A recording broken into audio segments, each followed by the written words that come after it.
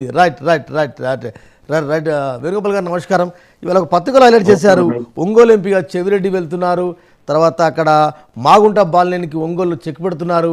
ఆ సోషల్ ఇంజనీరింగ్లో కొంత సక్సెస్ అవుతున్నా కొంత అసంతృప్తులను భుజగించడంలో ఎందుకో వైసీపీ ఫెయిల్ అవుతుంది. ఆ తిరుగుబాటు తప్పదు అన్న ఒక సంకేతాలు అయితే వస్తున్నాయి. ఏం చెప్తారు మీరు? వెంకట్ గారు, మీకు అదేవిధంగా రఫీ గారికి, జనసేన నాయకుడు మనోహర్ గారికి, విశ్లేషకులు కృష్ణాంజనేయ గారికి, 99 టీవీ ప్రేక్షకులకి శుభోదయం, నా నమస్కారం. వెంకట గారు, ఈరోజు జగన్మోహన్ రెడ్డి గారు మూడు చూస్తున్నాడు. ఎవరున్నా 175 నియోజకవర్గాల్లో అభ్యర్థులను పెట్టడం అంటే ఆ 175 నియోజకవర్గాల్లో గెలవడం ముఖ్యం. అందుకనేసి అక్కడ ఆచితూచి ఎవరైతే బాగా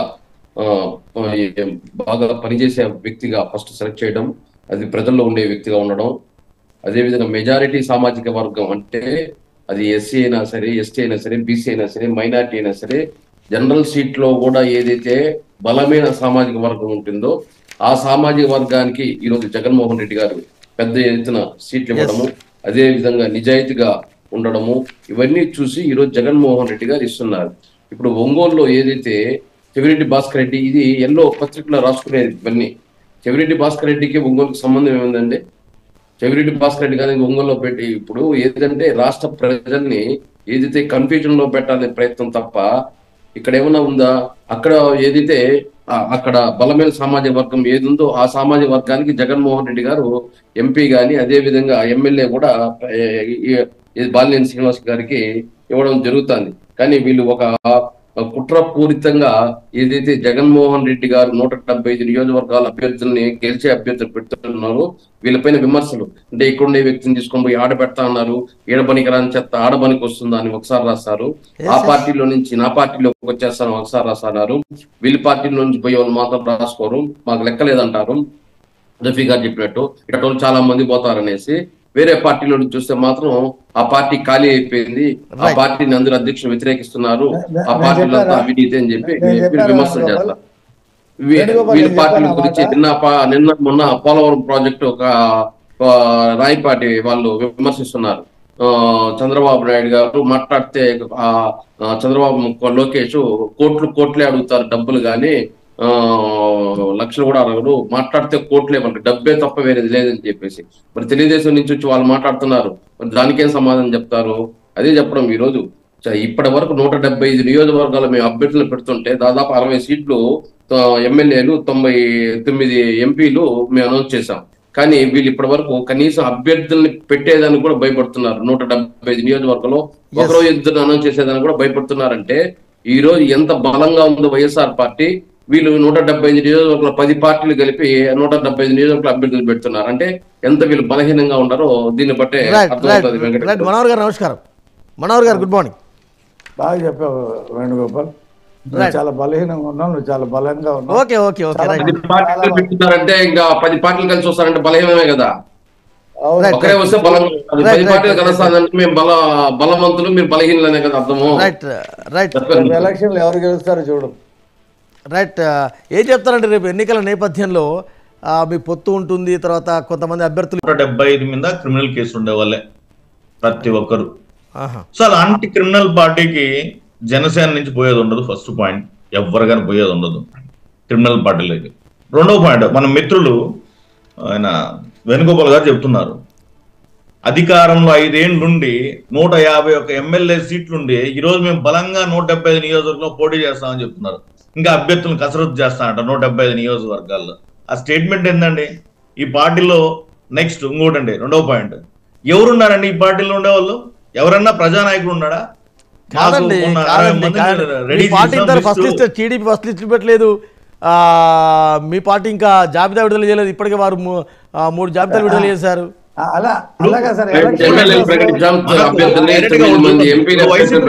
ఏం కావాలి వాళ్ళకి? ఒకటే, వాళ్ళకి వైసీపీ పార్టీలో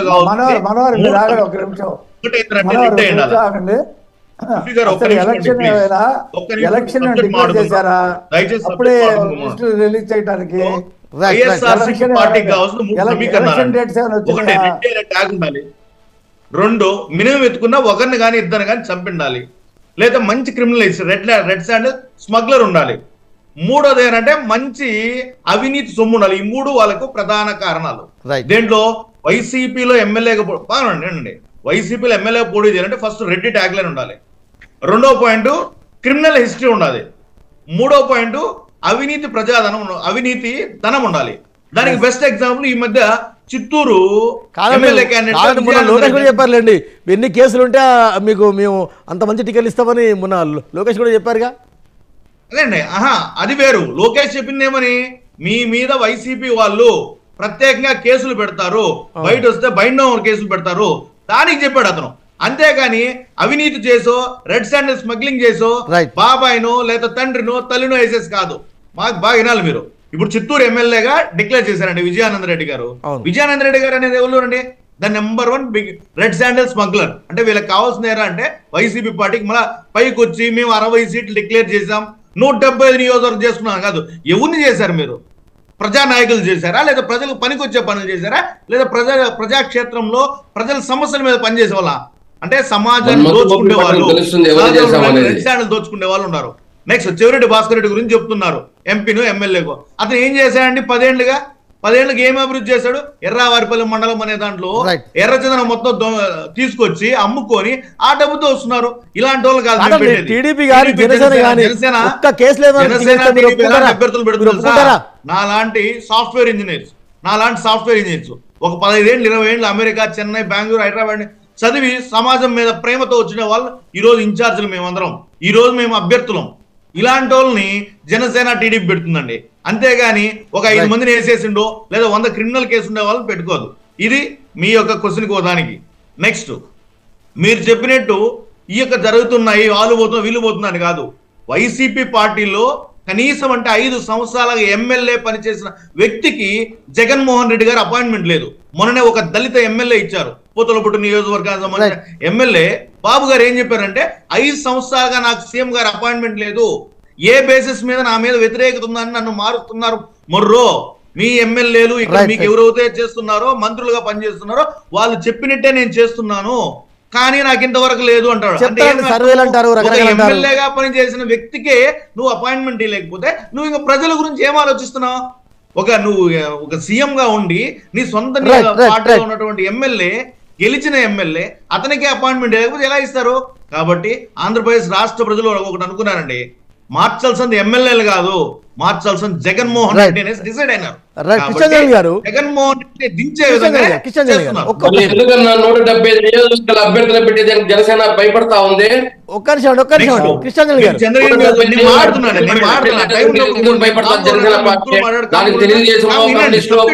ఇన్ని పార్టీలు కావాలా? లేకపోతే నేర్చుకున్నాం, 170 నేర్చుకోండి. వయసు నేర్చుకోండి.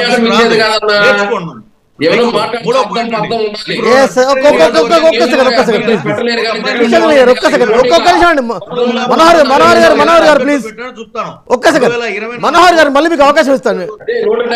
మనోహర్ గారు చెప్పండి, పెట్టమండి మీ పవన్ కళ్యాణ్.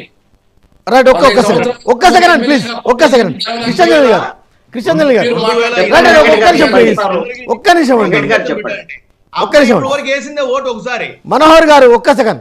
రైట్, కృష్ణంజలి గారు మీరు సర్వేలు అంటారు,